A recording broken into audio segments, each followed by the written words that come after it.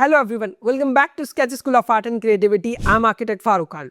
अगर आप नाटा and जेबीआर paper 2 के एग्जाम की प्रिपरेशन कर रहे हो तो आपने प्रीवियस ईयर्स के क्वेश्चन पेपर्स को अब तक सॉल्व जरूर कर लिया होगा। मैं अपने हर वीडियो में आपसे यही बोलता हूं कि अगर आप नाटा एंड जेबीआर पेपर 2 के एग्जाम की प्रिपरेशन कर रहे हो तो पीवाईक्यूज करो, उनको सॉल्व करो, उनको एनालाइज करो, राइट। अगर आप नहीं कर रहे हो तो उनको जल्दी से करना स्टार्ट करो, क्योंकि जब तक आप वो नहीं करोगे तब तक आपको इंपॉर्टेंट टॉपिक्स पता नहीं चल पाएंगे।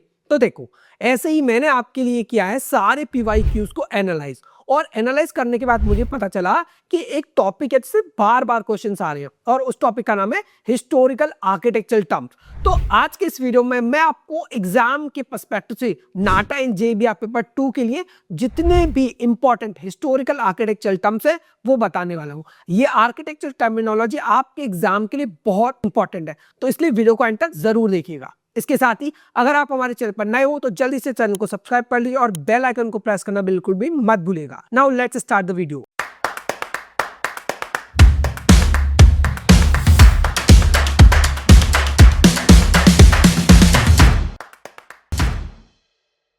हिस्टोरिकल आर्किटेक्चरल टर्म्स एक ऐसा टॉपिक, एक ऐसी टर्मिनोलॉजी की लिस्ट जिससे एग्जाम में नाटा हो या फिर जेबीआर पेपर 2 का एग्जाम हो, दोनों ही एग्जाम्स में काफी सारे क्वेश्चंस आते हैं।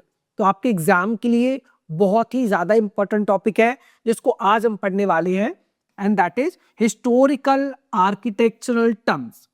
अब बेसिकली ये जो टर्म्स हैं आपको नाटा एंड जेबीआर पेपर 2 के एग्जाम में देखने को मिलते हैं, राइट। अब जैसे आर्च के बारे में पूछा जा सकता है, अब क्वेश्चन इमेज बेस्ड हो सकता है, आइडेंटिफिकेशन बेस्ड हो सकता है। इसके अलावा गारगोइल क्या है, कौन सी आर्किटेक्चर स्टाइल से रिलेटेड है, जैसे गॉथिक से रिलेटेड है या फिर रेनेसांस से है, बलूस्ट्रेड क्या होता है। तो ऐसा भी हो सकता है कि आपको एग्जाम में इनकी फोटो देखने को मिल जाए, राइट। आपको एग्जामिनर एग्जाम में क्या कर सकता है, फोटो आपको दे सकते हैं, एंड फोटो के बाद आइडेंटिफाई करने के लिए पूछ सकते हैं, या फिर ट्रेसरी क्या है इसका डेफिनेशन वो आपको दे सकते हैं और ऑप्शंस में ट्रेसरी को रख सकते हैं। तो इन शॉर्ट क्वेश्चन किसी भी तरह फ्रेम किया जा सकता है, आइडेंटिफिकेशन बेस्ड हो सकता है या उसकी डेफिनेशन वो लिख सकते हैं, एंड देन आप ऑप्शंस में ये टर्म्स दे सकते हैं। तो आज जितने भी टर्म्स हैं हिस्टोरिकल आर्किटेक्चर टर्म्स, जितनी भी आपके एग्जाम के लिए इंपॉर्टेंट है, सबको कवर करने वाले हैं, राइट। तो चलो without wasting a single second, now let's start historical architectural terms. तो हमारा फर्स्ट टर्म है डोरिक ऑर्डर। अब डोरिक ऑर्डर को हमने हिस्ट्री ऑफ वर्ल्ड आर्किटेक्चर वाली सीरीज में पढ़ा था, और बहुत ही डिटेल में मैंने आप सबको वो समझाया था। Doric order, कॉरिंथियन order, Tuscan, right, सारे ऑर्डर्स आपको समझाए थे, ग्रीक हो या फिर रोमन हो। बट अब फिलहाल हम डोरिक ऑर्डर को समझेंगे कि डोरिक ऑर्डर बेसिकली होता क्या है। तो देखो, आप देखोगे कि ग्रीक आर्किटेक्चर में 3 कॉलम्स थे। अब उन्हीं कॉलम्स को हम क्या कहते हैं, ऑर्डर। तो अगर आपको वर्ड दिखता है ऑर्डर, तो इसका मतलब बेसिकली क्या है कि ये आपका कॉलम ही होता है, राइट। कॉलम्स एंड ऑर्डर दोनों सेम ही चीज होती है, बस फर्क इतना है कि ऑर्डर्स हम इनको बोलते थे जब ग्रीक आर्किटेक्चर का टाइम था, राइट। अब आप यहाँ पे देखो, यहाँ पे आपके सामने क्या है, यहाँ पर आपके सामने है डोरिक ऑर्डर, राइट। अब डोरिक ऑर्डर में ये जो पार्ट है, राइट, टॉप पर ये जो पार्ट है, इसको हम कहते हैं कैपिटल। अब ये जो कैपिटल होती है, आप देख रहे हो कि बहुत ही सिंपल है, राइट। तो कैपिटल कैसी है इसकी, काफी सिंपल है। अब अगर आप इसकी शाफ्ट को देखो, ये जो पार्ट है जो कैपिटल के नीचे है, इसको हम कहते हैं शाफ्ट। अब शाफ्ट में आपको क्या देखने को मिलता है, शाफ्ट में आपको फ्लूट्स देखने को मिलते हैं। अब ये फ्लूट्स क्या होते हैं, फ्लूट्स बेसिकली ये जो आपको वर्टिकल ग्रूव्स दिख रहे हैं, ये जो लाइंस दिख रहे हैं, ये एक्चुअली में ग्रूव्स होते हैं, मतलब इसके अंदर कटिंग की गई है, राइट। तो इन ग्रूव्स को हम क्या कहते हैं, इनको हम कहते हैं फ्लूट्स। तो डोरिक में क्या आपको देखने को मिलेगा, सिंपल कैपिटल आपको देखने को मिलती है, एंड आपको शाफ्ट में फ्लूट्स देखने को मिलते हैं। तो this is all about Doric column. अब डोरिक कॉलम में एक बात और है कि डोरिक कॉलम में बेस नहीं होता है, राइट। जैसे जहां पर इसका शाफ्ट खत्म होगा तो वहां पर जनरली क्या होता है, एक बेस होता है। अगर आप दूसरे ऑर्डर्स की बात करोगे तो वहां पर एक बेस होता है, बट डोरिक के केस में बेस आपको प्रोवाइड नहीं करवाई जाती है, तो एग्जाम के लिए आपको याद रखना है कि डोरिक में क्या होता है, कोई भी बेस नहीं होता है, राइट। इसमें आपको फ्लूट्स देखने को मिलते हैं और कैपिटल आपकी सिंपल रहेगी। अब डोरिक ऑर्डर की अगर हम बात करें तो डोरिक ऑर्डर सिंपल होता है और इसको हम मैस्कुलिन से रिलेट करते हैं, right. Now the next order we have is Ionic order, right. अब आयोनिक ऑर्डर में क्या होता है कि आयोनिक ऑर्डर में आपको वॉल्यूट्स देखने को मिलते हैं। ये जो आपको स्पाइरल जैसा शेप देखने को मिल रहा है, राइट, ये वाला शेप, स्क्रॉल लाइक शेप जो है, स्पाइरल, स्क्रॉल, कुछ भी बोल सकते हो आप इसको, तो इसको हम कहते हैं वॉल्यूट। तो अगर आपको एग्जाम में ये फोटो आती है तो आपको याद रखना है कि जिसमें बड़े बड़े वॉल्यूट्स होते हैं और 2 वॉल्यूट्स होते हैं, टोटल नंबर ऑफ वॉल्यूट्स क्या होगा, 1 लेफ्ट पर होगा, 1 राइट पर होगा। जहां पर आपको एग्जाम में ये 2 वॉल्यूट्स आपको दिख जाते हैं तो आप इजीली इसको आइडेंटिफाई कर सकते हो that this is Ionic order. तो एग्जाम में जनरली आपको ये वाली फोटो देखने को मिल सकती है। इसमें क्या होता है कि आपके वॉल्यूट्स आपको देखने को मिलते हैं, 1 वॉल्यूट लेफ्ट पे है और एक बड़ा सा वॉल्यूट राइट पे, और बीच में आपको फ्लूट्स देखने को मिलते हैं कॉलम की या ऑर्डर की शाफ्ट में। So this is Ionic order. Now the third order we have is Corinthian order. अभी कॉरिंथियन ऑर्डर क्या है, देखो ग्रीक आर्किटेक्चर में उन्होंने सबसे पहले डोरिक बनाया। डोरिक को उन्होंने इससे बनाया क्योंकि वो एक सिंपल ऑर्डर बनाना चाहते थे। फिर उससे थोड़ा सा उन्होंने और डेकोरेशन की तरफ सोचा, कुछ और बनाते थे उससे थोड़ा ज्यादा डेकोरेटिव हो, तो उन्होंने बनाया, क्या बनाया, आयोनिक ऑर्डर। फिर उन्होंने सोचा कि डोरिक और आयोनिक ऑर्डर, इन दोनों ऑर्डर से भी ज्यादा सुंदर डेकोरेटेड एक और ऑर्डर होना चाहिए, तब उन्होंने बनाया आपका कॉरिंथियन ऑर्डर। अब कॉरिंथियन ऑर्डर को आप देखोगे तो इसमें आपको ऊपर छोटी छोटी स्क्रॉल्स दिखते हैं यहाँ पे, राइट, यानी कि वॉल्यूट्स के जैसे ये है। बट आप देखोगे कि आयोनिक में क्या हो रहा था कि बड़े बड़े वॉल्यूट्स थे, बट यहाँ पे क्या है, छोटे छोटे आपको वॉल्यूट्स देखने को मिलते हैं। इसके अलावा इसमें आपको कुछ पत्तियां देखने को मिलती है, यानी कि लीव्स, इनको हम कहते हैं अखेंथस लीव्स, राइट। तो अखेंथस लीव्स का जो फीचर होता है ये आपको देखने को मिलता है कॉरिंथियन ऑर्डर में, राइट। तो एग्जाम के लिए क्या याद रखोगे, इसमें आपको छोटे छोटे स्क्रॉल्स दिखते हैं, एक लेफ्ट में, एक राइट में, बीच में भी हो सकते हैं, एंड देन मेन होता है आपका अखेंथस लीव्स। तो इन दो से आप इसको आइडेंटिफाई इजीली कर सकते हो, राइट। तो बस आपको याद रखना है अखेंथस लीव्स जिसमें होता है। Now the next order we have is Tuscan order. अब ये टस्कन ऑर्डर क्या था, तो Tuscan order basically Roman architecture के टाइम का सिंपलेस्ट ऑर्डर था। अब इसको हमने कैसे बनाया कि जो ग्रीक आर्किटेक्चर का हमारा डोरिक ऑर्डर था उससे इंस्पिरेशन लेकर हमने इसको बनाया। तो देखो इसमें जो कैपिटल होती थी वो क्या है आपका सिंपल, क्योंकि डोरिक में भी सिंपल था, लेकिन डोरिक में आपने देखा कि फ्लूट्स होते थे, शाफ्ट के अंदर फ्लूट्स होते थे, लेकिन आप यहां पर देखो, यहां पर शाफ्ट के अंदर कोई भी फ्लूट्स आपको देखने को नहीं मिलते हैं, right. So this is your Tuscan order. लेकिन टस्कन ऑर्डर में आपको एक खास बात देखने को मिलेगी कि टस्कन ऑर्डर में शाफ्ट के नीचे, राइट, जहां पे शाफ्ट खत्म होगा वहां पे आपको एक बेस देखने को मिलता था। तो डोरिक में हम क्या करते थे, बेस प्रोवाइड नहीं कराते थे, बट टस्कन में हमने क्या किया, बेस प्रोवाइड कराया। Now the next order we have is composite order. अब देखो ये कंपोजिट ऑर्डर बेसिकली क्या है, कंपोजिट ऑर्डर सबसे ज्यादा डेकोरेटेड वन है रोमन आर्किटेक्चर के टाइम का, राइट। जैसे ग्रीक्स ने क्या किया था कि ग्रीक्स ने आपका ऑर्डर बनाया, सबसे सिंपल कौन सा था, डोरिक, देन उसके बाद उन्होंने आयोनिक बनाया, राइट, एंड देन उसके बाद उन्होंने क्या बनाया, कॉरिंथियन। लेकिन अब हम आ गए थे रोमन्स में, तो रोमन्स ने क्या किया, तो फिर रोमन्स ने सोचा कि टस्कन तो हमने बना लिया जो सबसे सिंपलेस्ट है, अब हम बनाते हैं जो सबसे ज्यादा हाईली डेकोरेटेड हो। तब उन्होंने बनाया आपका कंपोजिट ऑर्डर। अब कंपोजिट ऑर्डर में उन्होंने क्या किया कि उन्होंने 2 ऑर्डर्स को, आयोनिक ऑर्डर और कॉरिंथियन ऑर्डर, इन दोनों के फीचर्स लिए और इन दोनों को मिक्स करके एक नया कॉलम बनाया जिसको नाम दिया कंपोजिट ऑर्डर। तो यहां पे आप देखो कि ये जो ऑर्डर है ये आपका कंपोजिट ऑर्डर है, राइट। तो अब देखो, तो इन्होंने क्या किया कि ये फीचर आपको याद होगा कि ये वाला जो फीचर था ये किसमें था, ये फीचर था आपका आयोनिक ऑर्डर का, राइट। आयोनिक ऑर्डर में क्या होता था, हमारे वॉल्यूट्स होते थे, लेफ्ट और राइट पर 2 वॉल्यूट्स होते थे, राइट। जो मैंने आपको बनाया था कि फीमेल बॉडी से इंस्पायर्ड हम इसको मानते थे। अब इसके बाद इन्होंने क्या किया कि कॉरिंथियन ऑर्डर जो है उससे इन्होंने क्या ले लिया था, एकैंथस लीव्स। ये जो लीव्स थी एकैंथस लीव्स, ये इन्होंने यहां से उठा लिया।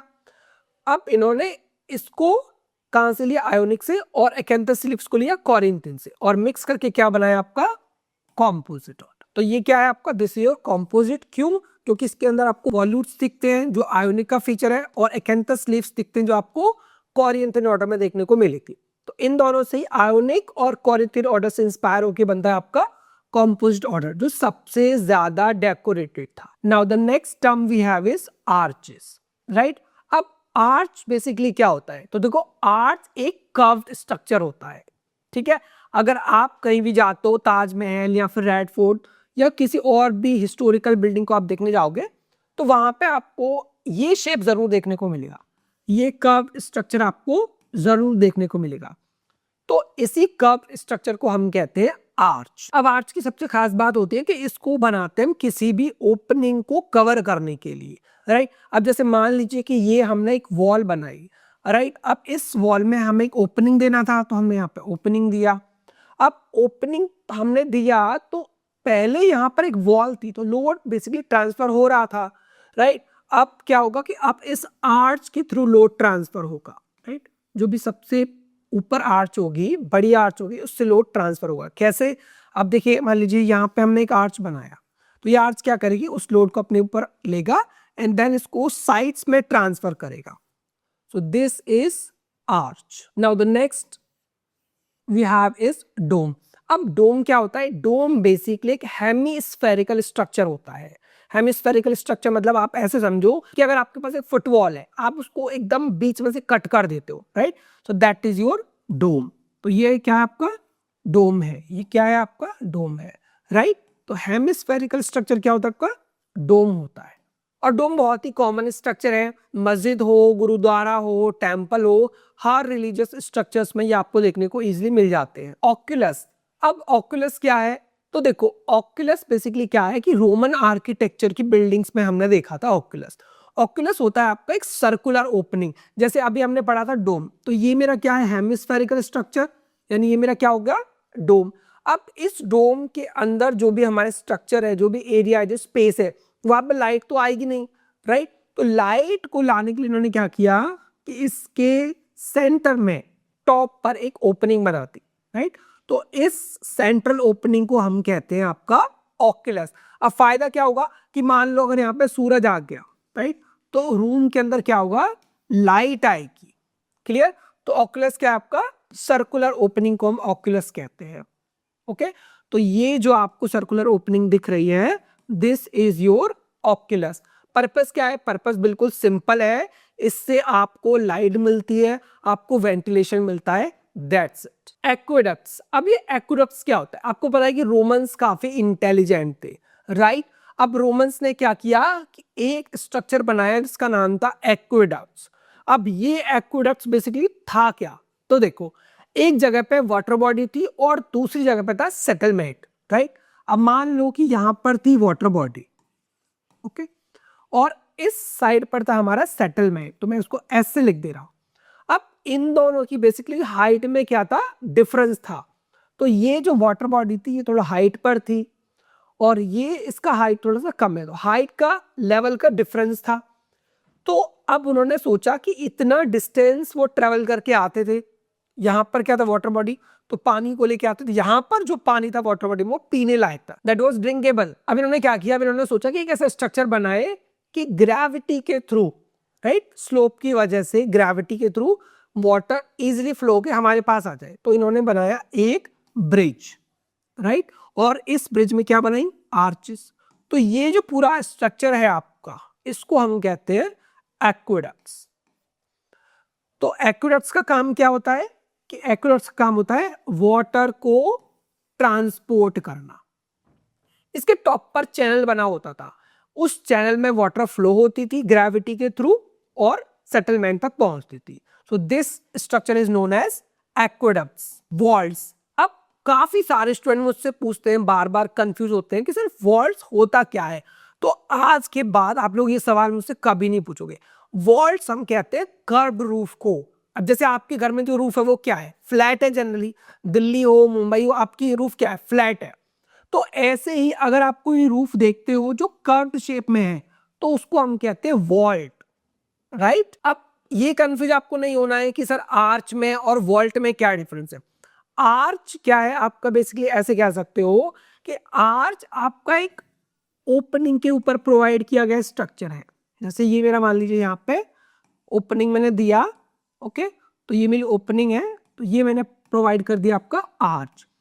तो ये क्या है आपका, बेसिकली आप कह सकते हो कि ये एक रूफ नहीं है लेकिन एक ऐसा स्ट्रक्चर जिसमें एक प्रॉपर एक रूफ है, राइट, रूफ है, तब आप इसको कहोगे वॉल्ट। जैसे आप यहाँ पे देखो तो आर्च है, आर्च का शेप आपको दिख गया सामने से, लेकिन ये प्रॉपर रूफ है, इसके पास डेप्थ है अच्छी खासी। तो वॉल्ट का मतलब होता है आपका आर्च रूफ। मोज़ैक, अब काफी सारे स्टूडेंट पूछते हैं कि सर ये मोज़ैक क्या होता है, उन्होंने हिस्ट्री में भी इसको देखा है। तो मोज़ैक बेसिकली होता क्या है, ये एक आर्ट होती है, राइट। अब आर्ट का मतलब क्या है, आर्ट तो बहुत टाइप्स की होती है। तो मोज़ैक में बेसिकली क्या होता है कि अगर हमें कुछ भी बनाना है, कोई डिजाइन बनाना है, कोई पैटर्न बनाना है, कोई फिगर बनाना है, तो जैसे आप एक पजल बनाते हो ना, इसी तरीके से छोटे छोटे पीसेस को हम ऐड करके एक दूसरे के साथ फिक्स करके फिट करके पजल की तरह उस पैटर्न को क्रिएट करते हैं। सो दिस इज योर मोज़ैक। अब वो पीसेस किसके हो सकते हैं, स्टोन के छोटे छोटे पीसेस हो सकते हैं, ग्लास के छोटे छोटे हो सकते हैं। तो जितने भी चर्चेस या फिर आप मुगल आर्किटेक्चर में देखोगे तो वहां पे मोज़ैक का काम आपको काफी सारा देखने को मिलता है। स्टाइलोबेट, अब ये स्टाइलोबेट क्या होता है, तो देखो सबसे पहले आपको ये फिगर देखना है, राइट। और मैंने आपको बताया था कि डोरिक ऑर्डर में क्या होता है कि डोरिक ऑर्डर में हमारा बेस नहीं होता है, तो बेस तो हमारे पास है नहीं, ठीक है। फिर ये स्टाइलोबेट क्या है, तो ये देखो बेस ये होता है। काफी सारे स्टूडेंट्स ये कंफ्यूज होते हैं, वो समझते हैं कि ये जो सीढ़ियां दी गई हैं, ये जो प्लेटफॉर्म्स 3 दिए गए हैं, वो उसको बेस समझते हैं। ये बेस नहीं है। बेस होता है जो शाफ्ट के खत्म होने के बाद स्टार्ट होगा, राइट। जैसे ये मेरा शाफ्ट है तो यहाँ पे मेरा एंड हो रहा है शाफ्ट, तो यहाँ से लेकर जो मेरा बिल्डिंग का स्टाइलोपेट है उसके बीच का जो पार्ट होता है उसको हम बेस कहते हैं, राइट। तो ये जो 3 स्टेप्स होते हैं आपके, इनको आप नहीं बोलते हो कि ये बेस है, ये ऑर्डर का बेस नहीं होता है, राइट।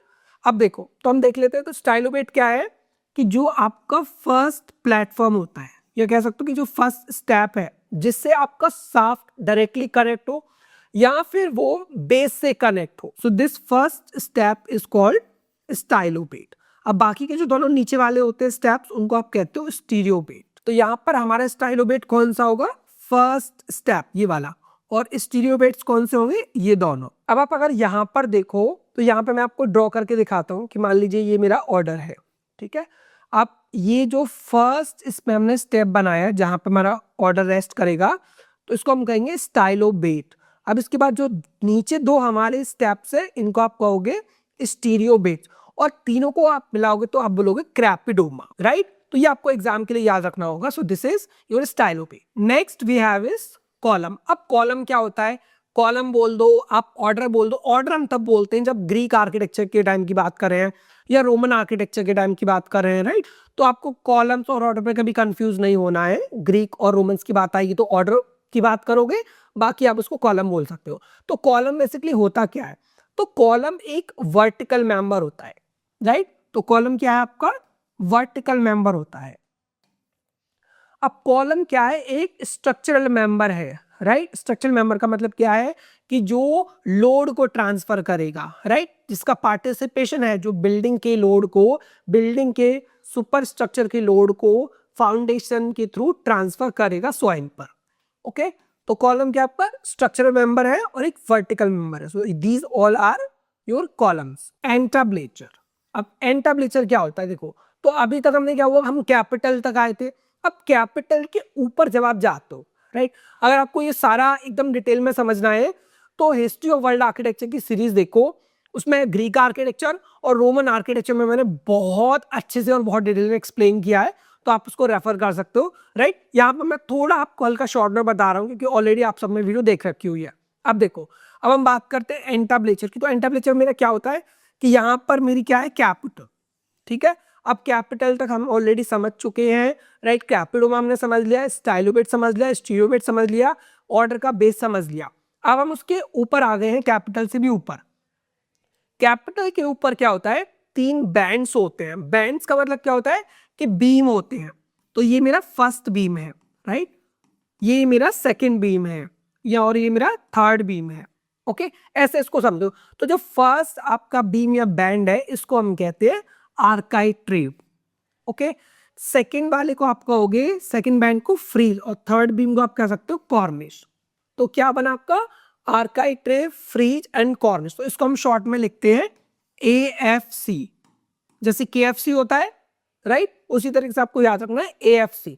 तो A + F + C AFC = एंटाब्लेचर। तो ये आपका पूरा क्या हो गया, यहां से यहां तक आपका एंटाब्लेचर है। तो एग्जाम में इस पर एक बार क्वेश्चन आया भी है, तो आपको याद रखना है कि आपसे पूछ के जाए कि frieze is a part of entablature, cornice is a part of entablature, architrave is a part of entablature. Now the next word we have is cornice. अब ये कॉर्निश क्या होता है, तो कॉर्निश आप देखो AFC, आर्काइट्रेव, फ्रीज, कॉर्निश, यानी कि थर्ड वाला जो टॉप का हमारा बीम था ये वाला, तो इसको हम कहते हैं कॉर्निश। कॉर्निश बेसिकली क्या है, यहां पर होता है आपका डेकोरेटिव मोल्डिंग, राइट। तो ये कॉर्निश आपका क्या है, ये आपकी डेकोरेटिव मोल्डिंग होती है। ओके, तो अगर आप कभी भी इसको देखोगे ना साइड से, जब आप देखोगे इसको साइड से आप देखोगे तो आपको ये शेप देखने को मिलेगा, ठीक है। तो ये सी जैसा जो शेप दिखता है, अगर आपको ये दिखता है तो आप समझ जाओ कि ये कॉर्निश है। आपने देखा होगा कि अगर आपके रूम में फॉल सीलिंग हुआ है तो कॉर्निश बेसिकली बनाई जाती है, राइट। ऐसा कुछ सी शेप आपको देखने को मिलता है। सो दिस इज योर कॉर्निश। तो ये आपका क्या है, ये आपका कॉर्निश है, राइट, ये वाला पार्ट। अब जैसे यहां पर देखो, यहां पर मैंने मार्क किया, तो ये क्या आपका कॉर्निश है। पेडिमेंट, अब पेडिमेंट क्या होता है, पेडिमेंट एक ट्रायंगुलर शेप होती है, राइट, एक ट्रायंगुलर स्ट्रक्चर है। अब जैसे देखो रोमन आर्किटेक्चर की बिल्डिंग्स हो या फिर ग्रीक आर्किटेक्चर की बिल्डिंग्स हो, तो उनमें जब भी हम बात करते हैं पोर्टिको की, राइट, जो बिल्डिंग का बेसिकली फसाड होता है, वहां पे ये आपको देखने को मिलता है, राइट। अब यहाँ पे आप देखो, ऐसा अगर आपको कोई बिल्डिंग देखेगा और उसमें आपको यहाँ पर एक ट्रायंगुलर स्ट्रक्चर दिखता है, तो ये ट्रायंगुलर स्ट्रक्चर, इसको आप कहते हो पेडिमेंट, राइट। पोर्च में भी आपको देखने को मिलता है, पोर्टिको में भी आपको ये देखने को मिलता है। सो बेसिकली ये फसाड में होता है आपका। एप्स, एप्स क्या होता है, बहुत ही सिंपली आपको समझाऊंगा कि अगर आप किसी भी चर्च के प्लान को देखो, राइट, जैसे ये मेरा एक चर्च का प्लान है, ओके, या आप चर्च के बैक साइड को देख रहे हो, राइट, या फिर आप चर्च के अंदर जाते हो, तो चर्च के अंदर बेसिकली क्या होता है कि जब आप जाते हो तो एक सेमी सर्कुलर पार्ट आपको देखने को मिलता है, राइट। तो इसको हम कहते हैं एप्स। क्लियर। अब जैसे यहां पर आप देखो, तो यहां पर ये जो पार्ट है जो सेमी सर्कुलर है, तो ये क्या है आपका, ये आपका एप्स। अब ये प्लान किसी दूसरी बिल्डिंग का है और यहां पर मैंने एग्जांपल के लिए कुछ और बिल्डिंग का स्ट्रक्चर लगाया है, राइट। तो ये क्या है, जो आपका प्रोजेक्टेड वाला पार्ट है, राइट। ये सेमी सर्कुलर शेप में होता है जनरली, बट शेप इसका कुछ और भी हो सकता है, पॉलीगोनल भी हो सकता है। तो इस प्रोजेक्टेड पार्ट को हम कहते हैं एप्स। अब ये जो एप्स होता है ये बेसिकली एक रिसेस होती है, मतलब जो आपकी मेन वॉल है उससे थोड़ा से बाहर निकली हुई होती है। Clear. So it is a recess. The next term we have is basilica. अब ये बेसिलिका क्या होता है, तो देखो काफी सारे स्टूडेंट को सवाल होता है कि सर चर्च क्या है, बेसिलिका क्या है, दोनों में फर्क क्या है। तो चर्च बेसिकली क्या है आपको पता ही है कि इट्स अ प्रेयर हॉल, या कह सकते हो कि प्रेयर करने के लिए एक प्लेस है, राइट। तो ऐसे ही आपका बेसिलिका है, लेकिन फर्क क्या है कि चर्च आप किसी भी बिल्डिंग को कभी भी बना सकते हो। जैसे जो मेरा घर है, अगर मैं चाहूँ कि आज इसको मैं चर्च बना दूं, बन जाएगा। लेकिन बेसिलिका तभी बनेगा जब वहां पे उसका कुछ हिस्टोरिकल रेलिवेंस होगा। अगर वहां से उसकी कुछ हिस्ट्री होगी तभी वहां पर बेसिलिका बनेगा, उसका कुछ हिस्टोरिकल इंपॉर्टेंस रेलिवेंस होना बहुत जरूरी है। और जो आपका बेसिलिका होता है उनके पास कुछ पावर्स होती हैं, चर्च के पास जनरली पावर्स नहीं होते हैं। तो बेसिलिका या कैथेड्रल्स होते हैं, उनके पास डिफरेंट डिफरेंट तरह के पावर्स होते हैं। ओके, तो बेसिलिका आपका क्या बेसिकली एक चर्च ही है, church with historical relevance and some powers. So this is your basilica. Now the next term we have is crossing. अब ये crossing क्या होता है, तो देखो अगर आप कोई भी चर्च का प्लान लेते हो तो चर्च के प्लान में आप देखोगे कि ये जनरली क्रॉस शेप में होता है, राइट। एक आपको हॉरिजॉन्टल लाइन दिखेगा, दूसरा आपको वर्टिकल, तो क्रॉस के शेप में होता है जनरली जितने भी चर्चेस होते हैं। तो आप देखोगे कि जहां पर ये दोनों डायरेक्शंस एक दूसरे को क्रॉस करती हैं, राइट। अब यहाँ पे कर रहे हैं इस पॉइंट पर, तो इसको हम कहेंगे क्रॉसिंग। एक तो ये पॉइंट हो गया कि जहां पे आपको हॉरिजॉन्टल और वर्टिकल दोनों डायरेक्शन जहां पे इंटरसेक्ट कर रहे हैं उस पॉइंट को आप कहोगे क्रॉसिंग। अब दूसरा आप ऐसे समझ सकते हो कि आप जानते हो कि मैंने आपको बताया था कि जो सिटिंग वाला पार्ट होता है, राइट, ये क्या है आपका सिटिंग वाला पार्ट होता है, राइट, ये वाला पूरा, इसको हम कहते हैं नेव कहते हैं, राइट। अब नेव के अलावा यहाँ पे क्या होता है आपका ट्रांसेप्ट होता है, तो ये ट्रांसेप्ट और ये ट्रांसेप्ट। तो बेसिकली क्या हो रहा है कि ये वाला पार्ट मेरा नेव में आया एंड देन फिर ये वाला पार्ट मेरा आपका ट्रांसेप्ट में आया। तो एक ऐसा पॉइंट जिस पर ट्रांसेप्ट और नेव इंटरसेक्ट करते हैं, तो उस पार्ट को हम कहते हैं क्रॉसिंग, जहां पे वो क्या कर रहे हैं एक दूसरे को ओवरलैप कर रहे हैं, राइट। तो यहाँ पे क्या हो रहा है मेरा कि इस पार्ट को मैं क्रॉसिंग बोलूंगा, राइट। आप सोचो कि सर पहले तो आपने इसको नेव बोला, तो अब हम इसको नेव नहीं बोलेंगे, राइट, क्योंकि अगर हम इसको नेव बोलेंगे तो फिर ये ट्रांसेप्ट का भी पार्ट हो रहा था, तो इसी वजह से इसको एक अलग नाम दिया गया है, राइट। तो ये आपका क्या है, ये आपका आर्म है यानी कि ट्रांसेप्ट है, ये भी आपका ट्रांसेप्ट है, और ये आपका होगा क्रॉसिंग, और नेव आपका फिर क्या हो जाएगी आपकी ये, गॉट इट। तो जहां पर नेव और ट्रांसेप्ट एक दूसरे को क्रॉस करते हैं उस एरिया को, उस पॉइंट को हम कहते हैं क्रॉसिंग। सिंपल है, नाम से आपको पता चल रहा होगा crossing. Okay, so this is your crossing. Now the next term we have is nave. अब ये नेव क्या होता है, राइट। अब देखो already history of world architecture की सीरीज में हर टर्म को मैंने बहुत अच्छे से एक्सप्लेन किया है, तो एक बार प्लीज वो वीडियो जाके देख लेना आप सब, ताकि आपको बहुत और अच्छे से क्लैरिटी आ जाएगी, ठीक है। अब देखो, अब नेव क्या है, तो ये मैंने एक चर्च का प्लान लगाया, राइट। अब इस चर्च में हमारे पास बैठने के लिए जगह होनी चाहिए, सिटिंग के लिए, तो ये जो सेंट्रल एरिया होता है, राइट, ये वाला जनरली क्या होता है हमारा नेव होता है। तो जो नेव है वो क्या आपका सिटिंग एरिया है, राइट। अब देखो यहाँ पर हमने क्या है, आप यहाँ पे देख रहे हो कि ये यहाँ तक हमने क्या कर रखा है, ब्लू कर रखा है, कि हम इसको भी नेव कंसीडर कर रहे हैं। बट अब क्या होगा कि ये हमारी ट्रांसेप्ट वाला एरिया यहाँ पे आता है, ये नॉर्थ ट्रांसेप्ट यहाँ पे हो गई, एक साउथ ट्रांसेप्ट है, ओके। तो यहाँ पे हम क्या बोलते हैं, अब हम इसको बोलते हैं क्रॉसिंग, क्लियर। तो आपको याद रखना दिस इज नॉर्थ ट्रांसेप्ट, फिर क्रॉसिंग, फिर आपका साउथ ट्रांसेप्ट, और ये जो आपका नेव है ये फिर आपको कौन सा एरिया बनेगा, ये आपका ये वाला एरिया बनेगा क्रॉसिंग से पहले तक का। तो नेव आपका क्या है, नेव आपका ये जहां पे आप बैठोगे, आपके लिए सिटिंग की व्यवस्था की जाएगी, सो दिस इज योर नेव। अगर आप इस फोटो को देखोगे तो ये जहां पे आपको चेयर्स दिख रहे हैं, राइट, बैठने का, तो ये आपका क्या है, दिस इज योर नेव। अब यहाँ पे आप देखो कि सेंटर में यहां से यहां तक हमने क्या किया, ये, ओके। तो ये आपका क्या है, ये आपका नेव है, यानी कि सिटिंग के लिए जहां पर जगह होती है। ट्रांसेप्ट, अब ये ट्रांसेप्ट क्या होता है, तो चर्च के प्लान में अभी मैंने आपको बताया कि दो आर्म्स होती हैं, राइट। तो ये देखो, ये चर्च का प्लान आप देखोगे तो एक होती है आपकी लेफ्ट आर्म यानी कि नॉर्थ, और एक होती है आपकी साउथ में साउथ आर्म। तो इन आर्म्स को हम क्या बोलते हैं, इनको हम बोलते हैं ट्रांसेप्ट। तो ये क्या है आपका नॉर्थ ट्रांसेप्ट, और ये आपका साउथ ट्रांसेप्ट, ओके। बीच में क्या है हमारा क्रॉसिंग है, और क्रॉसिंग के बाद हमारा ये क्या है, नेव है, बट्रेस, ओके। अब ये बट्रेस क्या होता है, तो देखो अगर हम कोई भी वॉल बना रहे हैं, आपको पता है कि गॉथिक आर्किटेक्चर में एक कॉन्सेप्ट था कि वर्टिकैलिटी, कि जितना हो सके बिल्डिंग को हाइट प्रोवाइड करो, ऐसी बना दो बिल्डिंग को कि लगे कि आसमान छूने के लिए जा रही है, राइट। तो वर्टिकैलिटी वहां का कॉन्सेप्ट था, सारी चीजें जितना हो ज्यादा से ज्यादा उनको हाइट प्रोवाइड करो, या वो ऐसी लगे कि बहुत हाइट पे जा रही है।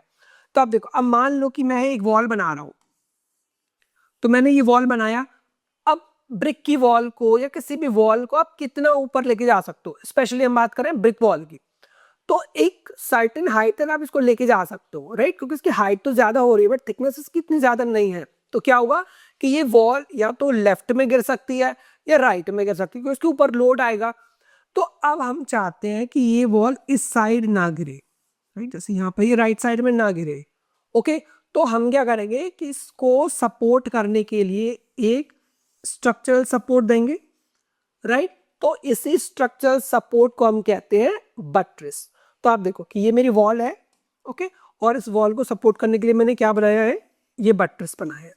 तो बट्रेस आपका क्या होता है, बट्रेस आपका होता है स्ट्रक्चरल सपोर्ट। शेप कुछ भी हो सकता है, अलग अलग डिफरेंट आर्किटेक्चर स्टाइल्स में शेप अलग अलग यूज किए गए हैं। एक पॉइंट और आपको याद रखना है कि अगर वो जमीन से टच हो रही है, अब जैसे ये है, राइट, तो ये मेरा पूरा पार्ट क्या है, बट्रेस है। क्यों? क्योंकि ये जमीन से टच हो रही है, तो इसका नाम क्या है, सिंपल बट्रेस। लेकिन अगर मैंने एक पार्ट बनाया ये वाला, तो ये भी क्या है, स्ट्रक्चरल सपोर्ट के लिए, लेकिन ये क्या कर रहा है, ये हवा में उड़ रहा है, यानी कि फ्लाइंग है, तो इसको हम बोलेंगे फ्लाइंग बट्रेस, राइट। तो ये जो ब्लू कलर का पार्ट है आपका, this is your flying buttress. Clear?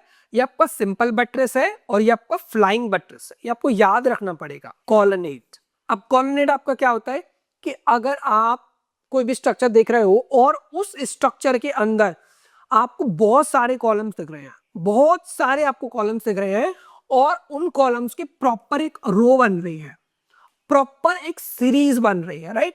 Columns है, काफी सारे कॉलम्स है, बीच में जो इंटरवल है वो सेम हो सकता है, राइट। तो इंटरवल क्या मतलब, बीच में डिस्टेंस इनका।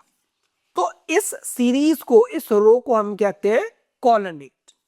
अब जो कॉलोनेट होता है बेसिकली वो कब बनाते हैं हम लोग, जब हम कोई व्यू क्रिएट करना चाह रहे हैं, राइट, या फिर ये आपको क्या क्रिएट करेगा, ये आपको मूवमेंट क्रिएट करता है। Next term we have is cupola. अब क्यूपोला आपका क्या होता है, तो आप देखोगे कि एक बड़े से डोम के ऊपर, उस बड़े से डोम के ऊपर उससे एक शेप में या साइज में छोटा डोम और होता है, तो उसको हम कहते हैं क्यूपोला। अब जैसे आप इस स्ट्रक्चर को देखो, तो ये हमारा क्या है, ये हमारा क्यूपोला है, राइट।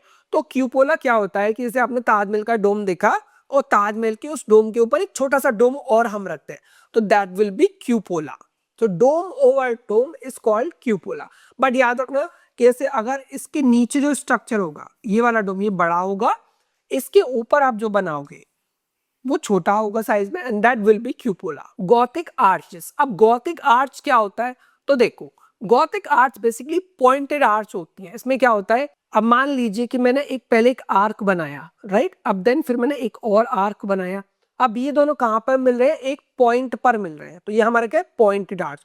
तो गॉथिक आर्च में क्या होता है, वर्टिकलिटी के कॉन्सेप्ट को फॉलो करने के लिए ऐसे आर्क बनाए जाते हैं जिनसे से ज्यादा हाइट मिल सके, राइट। तो ये होते हैं आपके गॉथिक आर्चेस, राइट। तो ये देखो, अब आप देखो हाइट कितनी ज्यादा मिल रही है, इन आर्चेस को हम कहते हैं गॉथिक आर्चेस। तो गॉथिक आर्चेस बेसिकली क्या है, पॉइंटेड आर्च होती है, ये एक पॉइंट पर जाकर मिलती है। फ्लाइंग बट्रेस, फ्लाइंग बट्रेस क्या होगा, आपको मैंने बताया कि ये हवा में उड़ती है। हवा में उड़ने का मतलब ये नहीं है कि इसके पंख हैं और ये आसमान में उड़ जाएगी, ऐसा कुछ नहीं है। बस इसका मतलब है कि ये बेसिकली हवा में होगी, यानी कि एयर में, राइट। अब जैसे ये देखो, राइट, ये पार्ट, तो जितना पार्ट इसका हवा में, ये हमारा फ्लाइंग बट्रेस है, ओके। अब जैसे ये है, तो ये मेरा क्या बट्रेस, पर यहां से यहां तक का जो पार्ट होगा ये मेरा फ्लाइंग बट्रेस है। Got it? अब ये देखो, ये क्या है, मेरा फ्लाइंग बट्रेस। तो एक बट्रेस हमने पीछे पढ़ा था जो डायरेक्टली वॉल से चिपका हुआ था, अटैच था, राइट, पूरा ग्राउंड तक वो स्टेबल था, अटैच था, तो दैट वाज बट्रेस। लेकिन अगर वो पार्ट जो आपको हवा में देखने को मिलेगा, this is your flying buttress. जैसे आपको यहाँ वाला पार्ट है, तो ये क्या आपका फ्लाइंग बट्रेस है। रोज विंडो, अब रोज विंडो क्या होती है कि गॉथिक आर्किटेक्चर का एक बहुत ही प्रोमिनेंट फीचर है कि एक बहुत बड़ी सी एक गोल सर्कुलर व्हील शेप विंडो बनाई जाती है, जिसमें ट्रेसरी होती है, फ्रेमवर्क होता है स्टोन का। तो इसी विंडो को हम कहते हैं रोज विंडो, राइट। तो ये क्या आपका रोज विंडो है। अगर आप ऐसे सोच रहे हो कि ये बहुत छोटी होती होगी, नहीं, 4-5 रूम्स को मिला के पूरा एक विंडो बनती थी, राइट। और उसका पर्पस क्या था कि ज्यादा से ज्यादा हमारा जो चर्च है उसके अंदर लाइट आ सके, राइट। और कलरफुल लाइट चाहते थे तो स्टेन ग्लास का भी यूज किया गया था। तो आपको याद रखना है कि गॉथिक आर्किटेक्चर में जो विंडोज थी सर्कुलर शेप में होती थी, इनको हम रोज विंडो कहते थे और व्हील विंडो के नाम से भी इनको जाना जाता है। The next term we have is tracery. अब ट्रेसरी क्या होता है कि देखो, अभी हमने आपको बता दिया कि रोज विंडो बनाना है तो कैसे बनाओगे, राइट, क्या होती है। तो रोज विंडो के बीच में आपने नोटिस किया होगा एक फ्रेमवर्क था जिसके अंदर हम ग्लास फिट कर रहे थे। अब जैसे मान लो ये मेरा एक विंडो है, ओके। अब इसके अंदर क्या है कि ये मैंने ग्लास फिक्स करा है, राइट। तो अब इसके अंदर जो मैंने ग्लास फिक्स करा है, तो ये तो ब्लू वाला पोर्शन मेरा ग्लास हो गया, बट उसके अलावा ये जो स्टोन है ये सब क्या है, तो इसको हम कहते हैं ट्रेसरी, यानी कि एक फ्रेमवर्क है, मतलब बेसिकली फ्रेम है जिसके अंदर आप ग्लास को फिट करते हो, ठीक है। तो अब ट्रेसरी देखो ये वाला पार्ट है, राइट। तो ये सब हमारा क्या है, ये ट्रेसरी है, ओके। ये स्टोन का भी हो सकता है, वुड का भी हो सकता है, डिपेंड करता है कि मटेरियल कौन सा, मटेरियल कुछ भी हो सकता है। जनरली गॉथिक आर्किटेक्चर की बात करो तो वहां पे स्टोन ट्रेसरी यूज किया गया था, ओके। तो ये क्या है आपका ट्रेसरी, बेसिकली आपका होता क्या है, एक फ्रेमवर्क है, ओके, जिसके अंदर आप ग्लास को फिट करते हो। Now the next term we have is spire. अब स्पायर क्या होते हैं, ये टॉल टावर्स होते हैं। तो गॉथिक आर्किटेक्चर की कोई बिल्डिंग देखोगे ना, तो उसके सेंटर में एक बहुत बड़ा आपको टावर दिखेगा। जैसे ये वाली बिल्डिंग देखो, तो उसमें क्या हो रहा है, यहाँ पर एक बहुत बड़ा टावर है, राइट। तो ये क्या है, ये हमारा स्पायर है, ओके। वर्टिकैलिटी का कॉन्सेप्ट था, हाइट ज्यादा दिखानी है, ओके। तो ये आपका क्या है, ये आपका स्पायर है। तो स्पायर क्या होता है, आपके टॉल टावर्स होते हैं, ओके। टॉल टावर्स होने के साथ साथ एक खास बात क्या होगी कि पॉइंटेड होगा, मतलब ऊपर जब जाएगा तो एक पॉइंट पे कनेक्ट होगा, ऐसे करके, ऐसे नहीं कि आपने ऐसे बना दिया, नहीं, हमेशा पॉइंटेड होगा। जैसे अब यहाँ पे देख रहे हो, ये आप सीधे ऊपर गए एंड फिर आप सीधे नीचे आए, तो आपने क्या देखा यहाँ पे पॉइंट। तो ये टॉल पॉइंटेड टावर होता है बेसिकली। पिनिकल, अब पिनिकल क्या होता है, पिनिकल होता है स्पायर का छोटा भाई, सबसे छोटा भाई। सबसे छोटा भाई का मतलब क्या है कि ये स्मॉल टावर्स होते हैं, मतलब छोटे छोटे टावर्स होते हैं। जैसे आपके घर का पैरापिट वॉल है, तो ये क्या है, गॉथिक आर्किटेक्चर की पैरापिट वॉल मैंने यहाँ पे लिया है। अब इसमें हमने क्या किया, अच्छा सा डेकोरेशन करने के लिए ये हमने छोटे छोटे स्मॉल टावर्स बना दिए, ओके। तो इनको हम कहते हैं आपका पिनिकल। तो स्मॉल पॉइंटेड टावर्स होते हैं, जैसे ये देखो आप, तो रेड कलर में ये जो आपको टावर्स दिख रहे हैं छोटे छोटे, राइट। तो फ्लाइंग बट्रेस है आपका, तो फ्लाइंग बट्रेस और ये वाला आपका बट्रेस, तो इनके ऊपर जो आपको टावर्स दिख रहे हैं, तो ये क्या है, ये आपके पिनिकल। तो pinnacles are small towers. Now the next term we have is gargoyle. अब गार्गोइल क्या होता है, तो गार्गोइल बेसिकली क्या होता है कि एक मिथिकल क्रिएचर है। मिथिकल क्रिएचर क्या होता है कि जिसमें आपने कोई स्टोरी रिलेट कर दी, राइट। भूतिया शकल हो सकती है, भूत के जैसा लग सकता है आपको, लेकिन कहीं कहीं पे डिफरेंट डिफरेंट स्टोरीज है। कुछ लोगों का ऐसा मानना था कि ये बेसिकली ऐसे क्रिएचर्स है जिनसे लोग डरते थे, तो इसके लिए इन्होंने लगा दिया। बट अगर हम इसको आर्किटेक्चर के पॉइंट ऑफ व्यू से देखें, तो आप देखोगे कि जो गार्गोयल होते थे उनके माउथ ओपन होते थे और वहां पर एक पाइप कनेक्ट होती थी। अब यहाँ पर तो पाइप हमें दिख रही है, राइट, पर इसके केस में नहीं दिख रही। तो ये बेसिकली इसका पर्पस क्या था कि इनके जो माउथ होते ओपन होते थे, और जब भी कभी बारिश होती थी और छत पे पानी भर जाता था, तो वो पानी ड्रेन होकर आता था, इनके मुंह से बाहर निकलता था। तो जनरली हम अपनी लाइफ में सुबह गार्गल करते हैं, राइट, मुंह के अंदर पानी फिल करते हैं, देन उसको गला साफ करने की कोशिश करते हैं। तो ऐसे ही काम था गार्गोइल का, राइट। तो जब भी बारिश आएगी, छत पर पानी आएगा, स्ट्रक्चर का अंदर जितना भी पानी उसको वॉल्स के अंदर जाने से रोकेगा, वॉल स्ट्रक्चर अंदर ना जाए, उसे बाहर फेंकेगा। तो दिस इज गार्गोइल। तो गार्गोइल क्या आपका एक कार्व स्टोन मिथिकल क्रिएचर होता है। जिगुरात। अब जिगुरात क्या होता है, बेसिकली काफी सारे लोगों का सवाल होता है कि सर एग्जाम में 2-3 बार रिपीट हो चुका है, तो ये जिगुरात होता क्या है। तो देखो, जिगुरात बेसिकली होता है टेम्पल, राइट। तो मेसोपोटामियन आर्किटेक्चर में मैंने आपको पढ़ाया था कि वहां पर जितने भी टेम्पल्स बनते थे, तो वो ना हमेशा स्टेप्स के फॉर्म में बनते थे। जैसे एक स्टेप, सेकंड स्टेप, फिर थर्ड स्टेप, फिर ऐसे।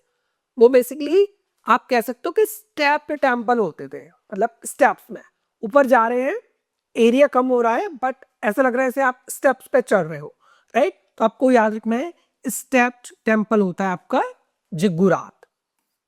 और इसके साथ ही याद रखना है कि ziggurats are temples of Mesopotamian architecture.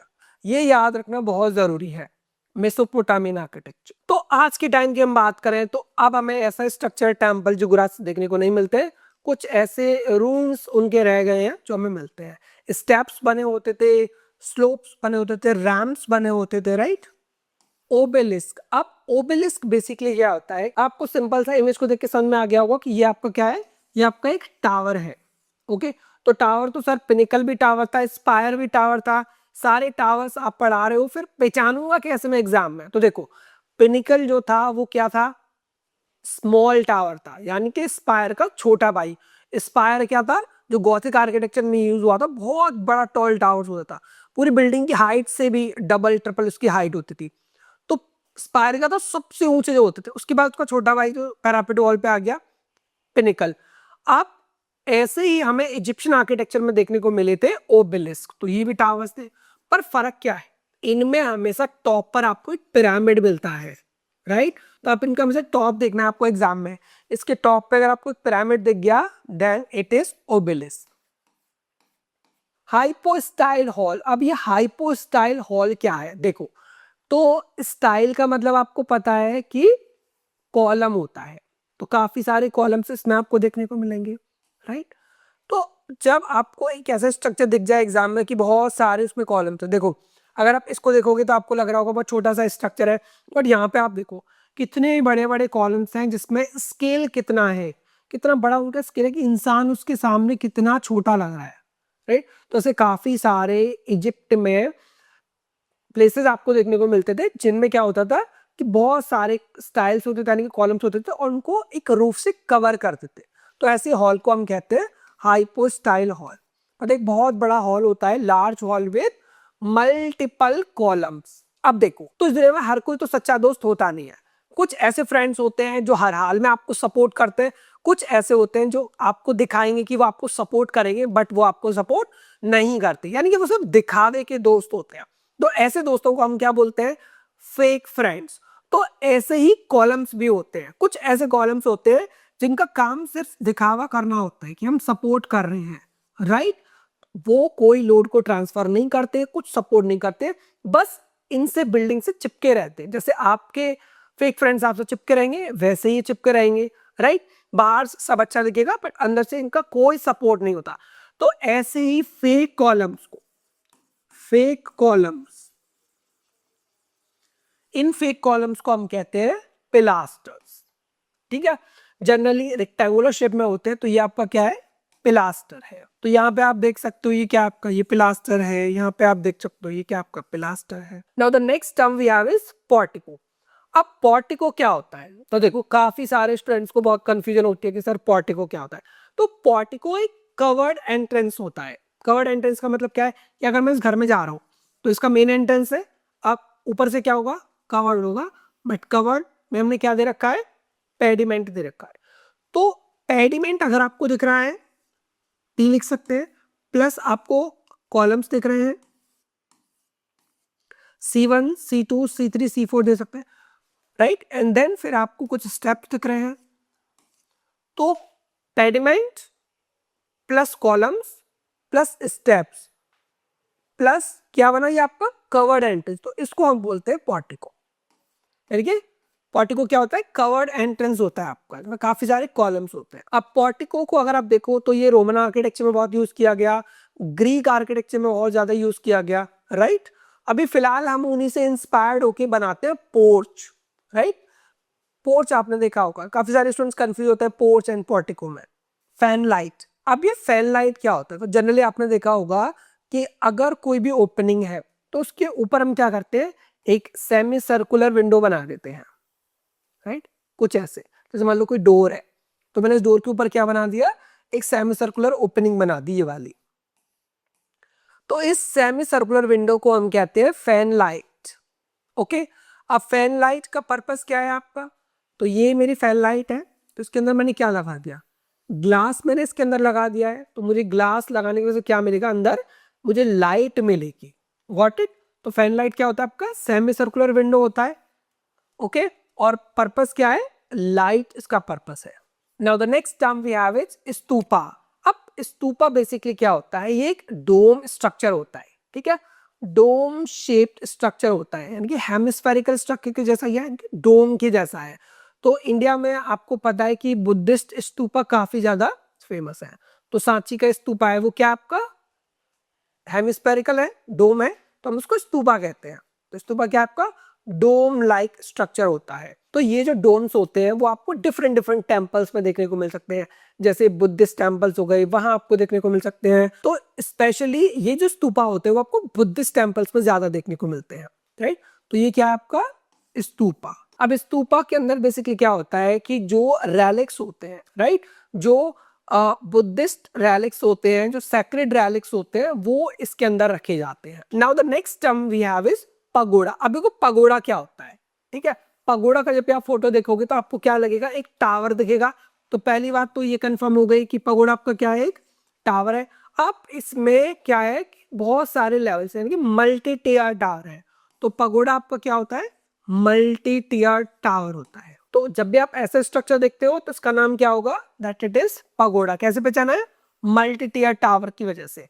अब देखो ऐसा नहीं है कि जो शेप होगी वो हमेशा ऐसी रहेगी, राइट, ये भी आपका पगोड़ा है। अब इसके साथ ही मैं आपको पूछ रहा हूं एक सवाल जिसका आंसर आपको कमेंट बॉक्स में टाइप करना है। आपको जापानीज पगोड़ा और चाइनीज पगोड़ा में डिफरेंस बताना है और देखते हैं कि आप में से कौन इस क्वेश्चन को आंसर कर पाता है। So that's it for today's video. I hope कि आप सबको आज का ये वीडियो बहुत ही ज्यादा पसंद आया होगा। आज आपने हिस्टोरिकल आर्किटेक्चरल टर्म्स के बारे में बहुत कुछ नया सीखा। आपने सारे टर्म्स सीखे जो आपके एग्जाम के लिए बहुत ही ज्यादा इंपॉर्टेंट है। एंड आई होप कि आपको एग्जाम में इनमें से कोई ना कोई टर्म देखने को जरूर मिलेगा, राइट। अब अगर आप ऐसा सोच रहे हो कि ये केवल इतने ही टर्म्स हैं जिनको आपको एग्जाम के लिए कवर करना चाहिए, तो लेट मी करेक्ट यू, आप बिल्कुल गलत सोच रहे हो। एग्जाम के लिए और भी टर्म्स हैं जो आपको पता होने चाहिए और वो भी आपको डिटेल में अच्छे से पता होना चाहिए। उनका पूरा कॉन्सेप्ट डब्ल्यू फैमिली आपको पता होना चाहिए। अगर आपको वो सब पता है तभी आप सारे क्वेश्चंस को आंसर कर पाओगे। तो अगर आपको ऐसा तैयारी करनी है जिसमें आपसे एग्जाम में कोई भी क्वेश्चन ना छूटे, तो ऐसी तैयारी करने के लिए आप ज्वाइन कर सकते हो sketch school of art and creativity. Sketch school of art and creativity online institute है, यानी कि आप घर बैठे इंडिया के किसी भी कॉर्नर से अपनी नाटा एंड जेईई पेपर 2 के एग्जाम की प्रिपरेशन कर सकते हो। अब क्योंकि हमारी टाइमिंग्स 8 PM से 10 PM है, इसका मतलब है कि आप अपने एकेडमिक्स को, अपने 11th 12th को बिना डिस्टर्ब किए हुए अपने नाटा एंड जेईई पेपर 2 के एग्जाम की प्रिपरेशन को कंटिन्यू कर सकते हो। अगर आप ये जानना चाहते हो कि हम अपने लाइव क्लास में कैसा पढ़ाते हैं, हमारी मेथोडोलॉजी क्या होती है और हम कितना डिटेल में और कितना स्ट्रक्चर्ड वे में पढ़ाते हैं, तो आप उसके लिए फ्री डेमो क्लास बुक कर सकते हो। और हाँ, आपने बिल्कुल सही सुना, हमारी डेमो क्लासेस बिल्कुल फ्री होती है। हम अपनी डेमो क्लासेस का कोई भी चार्ज नहीं लेते हैं। तो फिर देर किस बात की, जल्दी से अपना फोन उठाइए या लैपटॉप उठाइए और उस पर टाइप कीजिए www.ssacinstitute.in। और जैसे आप हमारी वेबसाइट पर आते हो तो आपको हमारी वेबसाइट पर होम टैब पर एक नया टैब देखने को मिलता है, book a free demo class. और जैसे ही आप इस book a free demo class tab पर क्लिक करते हो, आपके सामने एक फॉर्म ओपन हो जाती है। अब बस करना आपको इतना है कि आपको जल्दी से अपने सारे पर्सनल डिटेल्स इसके अंदर फिल करनी है, जैसे आपका नाम, आपका ईमेल एड्रेस और उसके अलावा आप किस कोर्स में इंटरेस्टेड हो। और जैसे ही आप ये डिटेल्स फिल करते हो तो आपके लिए बुक हो जाती है एक फ्री डेमो क्लास। तो फिर देर किस बात की, जल्दी से फ्री डेमो क्लास को बुक कीजिए और आज ही अपने नाटा एंड जेईई के सपने को पूरा कीजिए। आज के लिए सिर्फ इतना ही, मिलते हैं नेक्स्ट वीडियो में, तब तक के लिए बाय बाय एवरीवन।